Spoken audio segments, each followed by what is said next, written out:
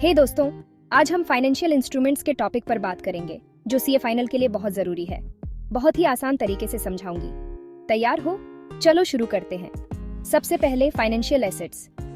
Financial assets वो होते हैं जो आपको भविष्य में कैश या अन्य फाइनेंशियल एसेट्स प्राप्त करने का अधिकार देंगे, जैसे कैश, बैंक डिपॉजिट, शेयर्स या बॉन्ड्स में इन्वेस्टमेंट। उदाहरण के लिए, अगर आपके पास किसी कंपनी के शेयर्स हैं तो वो आपके लिए एक फाइनेंशियल एसेट है।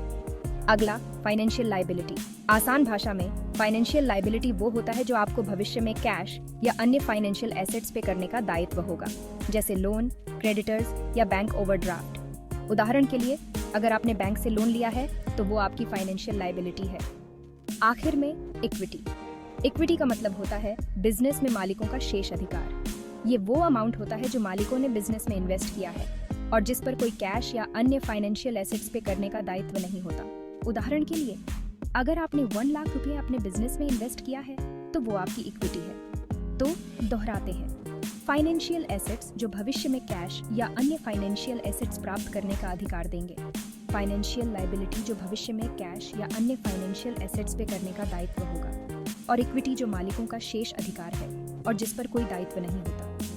मुझे उम्मीद है आपको ये समझ आ गया होगा। अगर आपको ये वीडियो पसंद आई तो लाइक और सब्सक्राइब जरूर करें। मिलते हैं अगली वीडियो में। ध्यान रखना। बाय।